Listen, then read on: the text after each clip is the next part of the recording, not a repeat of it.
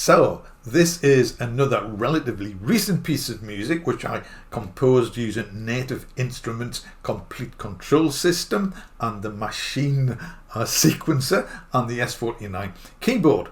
Now there's actually not a lot to say about this, but when I was putting the visuals to the music, a couple of ideas popped into my head which I think are worth discussing. Now the first is it's a very personal observation, not in the sense of soul-searchingly personal, but individual to me. And the other thing I think will interest anyone who uses soft synths in particular, but also hardware synths too. So to get the music out of the way, first it was mainly created using Native Instruments rounds. Now, if you have Komplete Kontrol, you will be familiar with this, I am sure. If you don't, I will nip over to my music machine and give you a very quick demo. That's my music machine over there on the other side of the room, hidden behind the keyboard rack. So, this is rounds. It has a deceptively simple interface. I'm not going to do a walkthrough. I'm not even going to do an overview, although I will look at one very interesting and useful aspect of Komplete Kontrol, which will have relevance in one of our later discussions. But for now, I am just going to play the very first preset.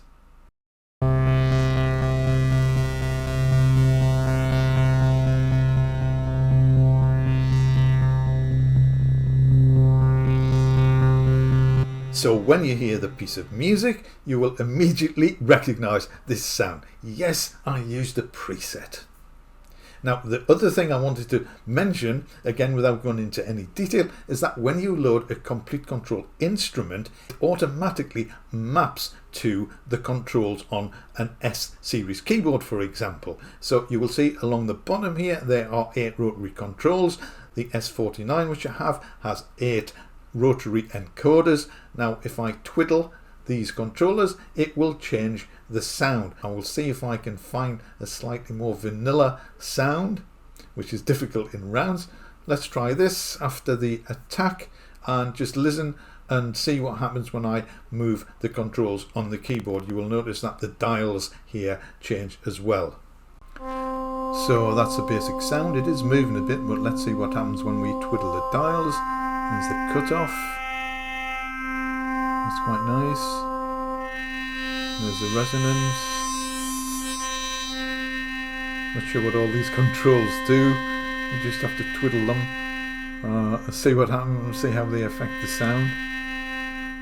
But you can see that the controls on the keyboard have a direct response. Well, that's quite nice.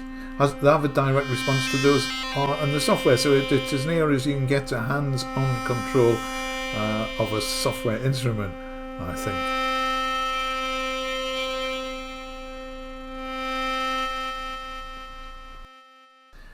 So on to the other 2 points of discussion. Now the first one, the personal observation which came to me while I was putting this together, is that I seem to like adding spoken words on top of instrumental music. And I've done this in the last 3 relatively recent pieces that I've posted on this channel. I will leave links to them in the description and see how many cards I can put up here for YouTube to display.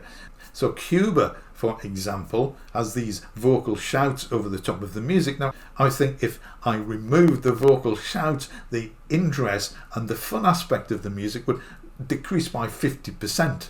That's just my take on it, and it is probably why I added the shouts in the first place, to add a bit of fun to the music. The second piece, Whispers, what I call creepy ambient, has these weird sort of vocal whispers throughout the piece. So if you take those away, you take away the title and you take away the essence of the piece. So they are pretty much essential to the music, in my view. Now this piece uses the vocal phrase "nowhere to hide," and I got this from a sample pack. Now it was quite an interesting pack because it had a lot of phrases in it, and each phrase was spoken by several different people. So this phrase will also be available spoken by other guys and some women as well. I thought this particular voice had a little bit of Rod Serling in it. If you need a memory jog, Rod Serling was responsible for the iconic TV show The Twilight Zone. you have almost certainly heard of it even if you haven't seen a single episode.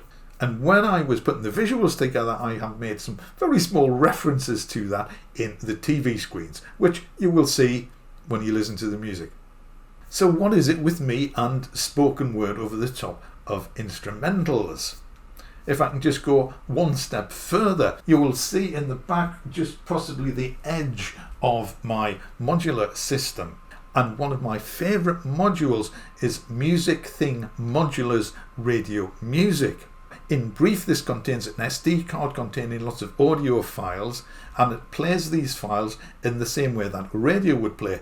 It starts playing when you switch it on, and it doesn't stop playing, or it doesn't pause playback even when you're not listening to it. So it acts like a radio. If you don't listen to it for 5 minutes, then the audio file is 5 minutes further on.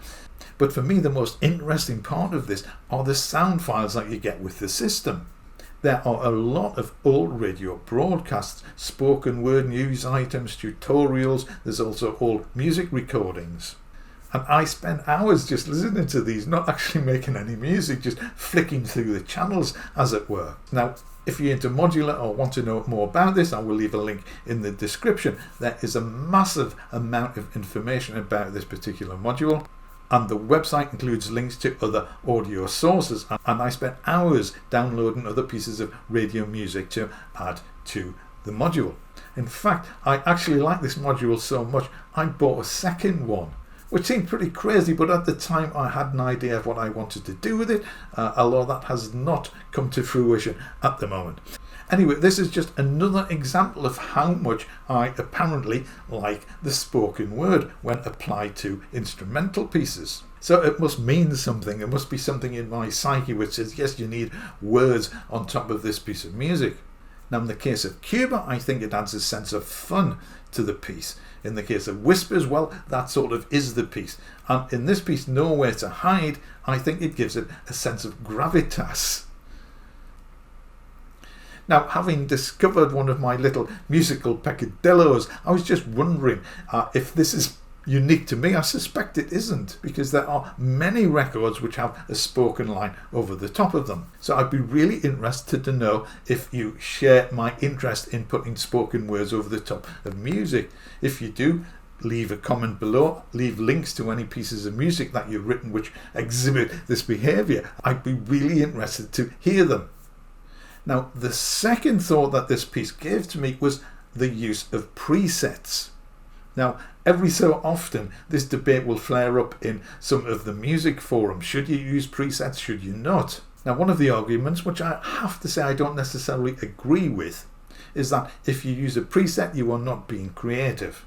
Now, I don't think Rachmaninoff, for example, designed a piano so he could play his piano concertos, and he certainly didn't design the orchestra. So my argument here is simply that it's not about the sound, it's about the music.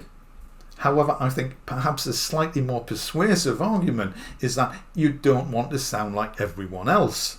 And there is an element of truth in this, although I think it depends on how the sound is used in your piece of music. Now, in this piece, as you will hear, I've essentially used the first preset in round. So, gosh, my music is going to sound like everybody else's, isn't it? Well, if you can find another piece of music that sounds like this, then do put a link in the description, because I'd be very interested to hear it. But I certainly take the point that this preset is quite distinctive, and if someone else did use it in a piece of music and you heard the two side by side, you would probably notice that they were the same sound. So what most people do is find a preset that they like and tweak it a little bit. And that's fine, but tweaking is one thing and making a totally different sound is another.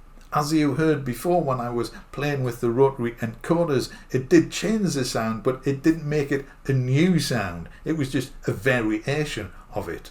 Now, I am actually fairly ambivalent about this, whether you use presets or not. To me, it's the end result that matters. And if someone wrote a piece of music using exactly the same sounds as I've used on this piece, and I enjoyed the music, I wouldn't have a problem with that at all. But I know it can be a divisive issue, and I'd be really interested to know what your take on this is. Now, just out of interest and curiosity, As I've said, I have Native Instruments Komplete Kontrol. I have Arturia's V collection, which is a collection of their virtual instruments. I have Cubase Pro, which has a lot of synth sounds built into it. I have dozens and dozens of sample libraries. I also have dozens and dozens of soft synths. Now, I have no idea how to count how many presets I have, but I used a very, very poor rule of thumb and come to the conclusion that I probably have in the region of 500,000 presets. Now, I could be out by a couple of 100,000 either way. I might have 300,000, I might have 600,000 or 700,000. But this is just by way of an example. So let's stick to round figures and say 500,000. Now, I know this is a bit geeky, but if you spend just 10 seconds listening to each one of those sounds, and if you spend 12 hours a day doing this, it would take you over 100 days to listen to every single sound. Yes, that is a bit geeky, I know, isn't it? But even if you wanted to do that, it wouldn't work out like that. Some sounds you might dismiss in a few seconds, but others, if they were inspiring, you might spend minutes or even hours on them. So the point is, it could take you years to listen to every single preset in your collection if you are primarily a software-based composer. And it's very easy to get stuck in the trap of trying to find the perfect sound. I know I have spent days literally going through presets in various instruments trying to find something which I like, and I found a lot that I like, so I mark them as a favorite, intending to come back to them later, and I never do.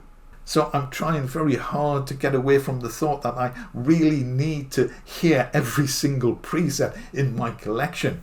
There is a compositional process, if you like, which advocates the less is more principle. So instead of searching for the perfect sound through your entire collection, you just make a decision and say, I'm only going to use this one instrument, or perhaps 2 or 3 or 4 instruments, but limit yourself. And you will often find that this very limit itself provides the inspiration to write music. Now, Beethoven or Chopin, for example, never felt limited by only having a piano to write for. I rest my case. But if you find you are getting bogged down in presets, then try the less is more principle and see how you get on with that. So there are the thoughts that this piece of music brought to mind as I was going through it and adding the visuals to it. So do let me know what you think. And if you enjoy the piece of music, please do consider subscribing to the channel, ringing the bell, and clicking the big thumb, because it really does help. But as always, I really do appreciate you taking the time to watch these videos and listen to my music. So for that, thank you very, very much. Here is Nowhere to Hide.